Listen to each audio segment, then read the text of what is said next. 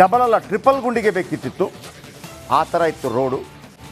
ಯಾವಾಗ ನಾವು ಸುದ್ದಿ ಪ್ರಸಾರ ಮಾಡಿದ್ವೋ ಎಲ್ಲವೂ ಚೇಂಜ್ ಆಗಿದೆ. ಇಲ್ಲಿಗೆ ಬರಬೇಕು ಅಂದರೆ ಡಬಲ್ ಗುಂಡಿಗೆ ಬೇಕು.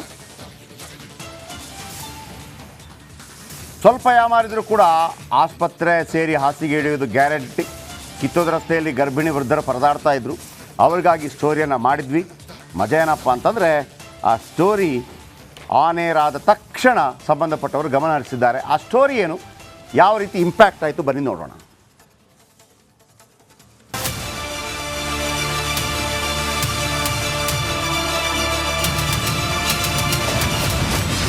ವಿಡಿಯೋ 1 ಜಾರಿದ್ರೆ ಕೈಕಾಲು ಲಟಕ್.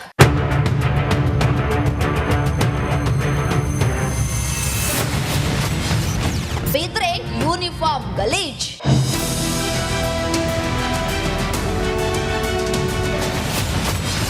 ವಾಹನ ಸವಾರರ ಪರದಾಟ.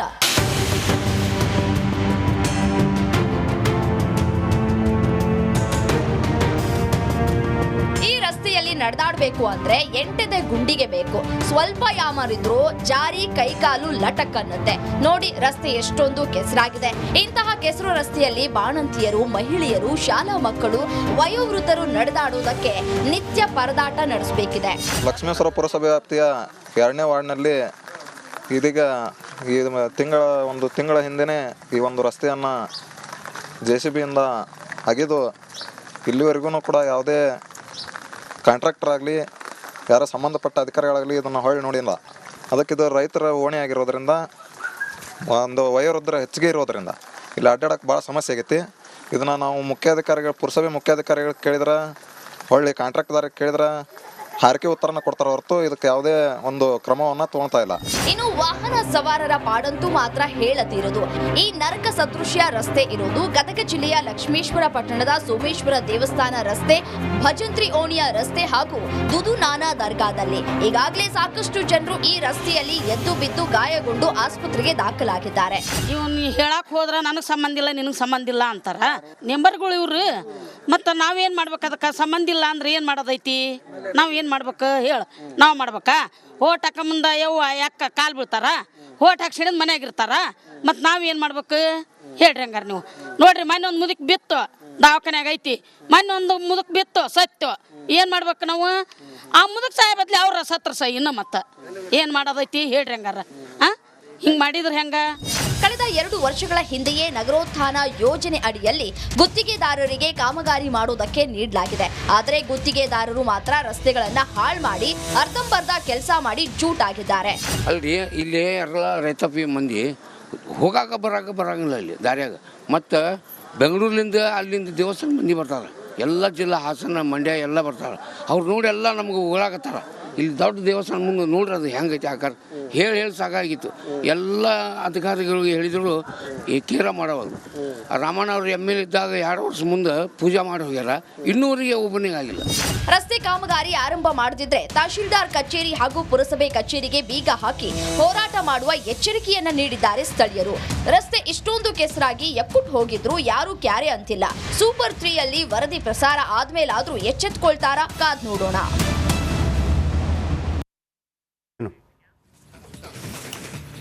ಓಕೆ, ಹಾಗಿದ್ರೆ ಈ ಸ್ಟೋರಿ ನಾವು ಮಾಡೋದಲ್ಲ.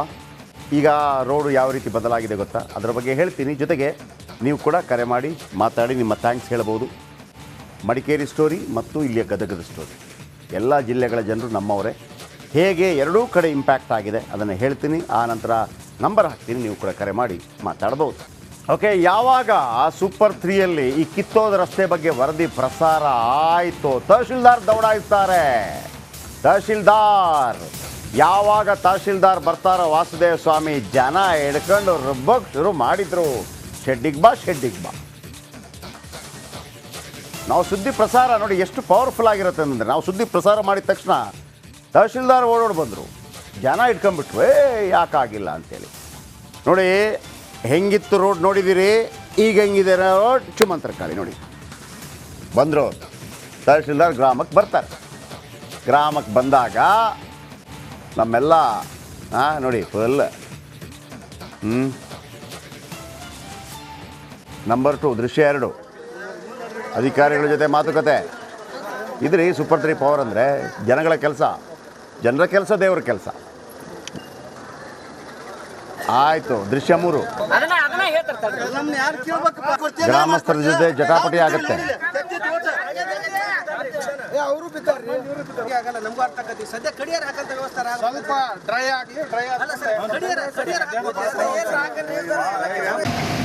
ಹಾಂ, 4ನೇ ದೃಶ್ಯ ತಾತ್ಕಾಲಿಕ. ಮತ್ತೆ ಮಾಡಿ ನೀವು, ಆಯಿತಾ? ಜಾರಿ ಬೀಳೋದು ಹೋಯ್ತಾ? ನಡೆದಾಡ್ಬೋದಾ? ಕೆಲಸ ಆಗತ್ತಲ್ಲ? ಹಾಂ, ಹಿಂಗೆ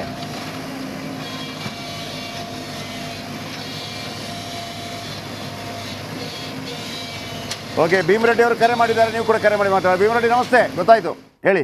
ಸರ್ ಹೇಗಿದ್ರೆ? ಚೆನ್ನಾಗಿದ್ದೀನಿ ಸರ್. ನೋಡ್ತಾ ಇದೀವಿ ಸರ್, ಸೂಪರ್ ಪವರ್ ಆಗಿ, ಪವರ್ಫುಲ್ ಆಗಿ ಸೂಪರ್ 3 ಕಾರ್ಯಕ್ರಮ ಬರ್ತಾ ಇದೆ. Thank you sir. ನಿಮಗೆ ನೆನಪಿದೆ ಅನ್ಸುತ್ತೆ, 2018ರಲ್ಲಿ ಪ್ರವಾಹ ಬಂದಾಗ ಈ ಮನೆಗಳೆಲ್ಲ ಕಟ್ಟಿ ಕೊಟ್ಟಿದ್ರು. ಹೌದು.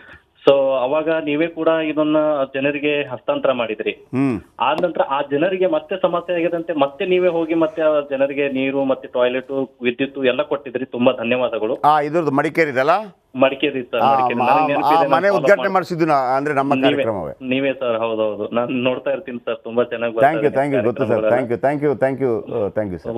ಒಳ್ಳೇದಾಗ್ಲಿ ಸರ್. ಗದಗದು ಮತ್ತೆ ಕೆಸರಲ್ಲಿ ನಡೀತಾ ಇದಾರಲ್ಲ, ಸೊ ಅದು ಕೂಡ ಒಳ್ಳೆ ಕೆಲಸ ಮಾಡಿದಿರಿ.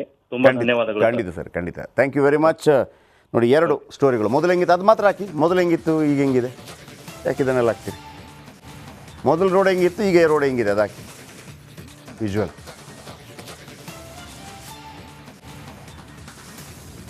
ನೋಡಿ, ಈ ಥರ ಇತ್ತು ರೋಡು. ಫುಲ್ ಜಲ್ಲಿ ಹಾಕಿದ್ದೆ. ಸದ್ಯಕ್ಕೆ ನಮ್ಗೆ ಗೊತ್ತಿದೆ ಅಲ್ಲಿ ಮಳೆ ಬರ್ತಾ ಇದೆ, ಮತ್ತೊಂದು ಆಗ್ತಾ ಇದೆ. ನೋಡಿ, ಆ ತಾಯಂದ್ರೆಲ್ಲ ಆ ಥರ ಹೋಗ್ಬೇಕಾ? ನಿಮ್ಗೆ ಜಲ್ಲಿ ಹಾಕಲಿಕ್ಕೆ ನಾವೇ ಹೇಳಬೇಕಾ? ಈಗ ಜಲ್ಲಿ ಹಾಕಿದ್ದಾರೆ. ಓಕೆ, ನೀವು ಕೂಡ ಕರೆ ಮಾಡಿ ಮಾತಾಡ್ಬೋದು.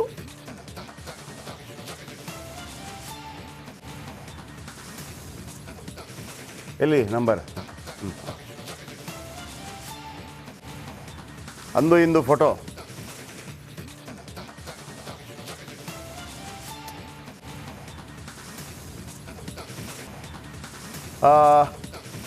ಡಬಲ್ ಅಲ್ಲ, ಟ್ರಿಪಲ್ ಗುಂಡಿಗೆ ಬೇಕಿತ್ತಿತ್ತು. ಆ ಥರ ಇತ್ತು ರೋಡು. ಯಾವಾಗ ನಾವು ಸುದ್ದಿ ಪ್ರಸಾರ ಮಾಡಿದ್ವೋ ಎಲ್ಲವೂ ಚೇಂಜ್ ಆಗಿದೆ. ಇಲ್ಲಿಗೆ ಬರಬೇಕು ಅಂದರೆ ಡಬಲ್ ಗುಂಡಿಗೆ ಬೇಕು.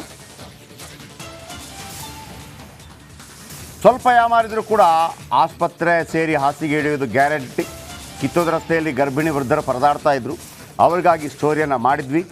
ಮಜಾ ಏನಪ್ಪ ಅಂತಂದರೆ, ಆ ಸ್ಟೋರಿ ಆನ್ ಏರ್ ಆದ ತಕ್ಷಣ ಸಂಬಂಧಪಟ್ಟವರು ಗಮನ ಹರಿಸಿದ್ದಾರೆ. ಆ ಸ್ಟೋರಿ ಏನು, ಯಾವ ರೀತಿ ಇಂಪ್ಯಾಕ್ಟ್ ಆಯಿತು, ಬನ್ನಿ ನೋಡೋಣ.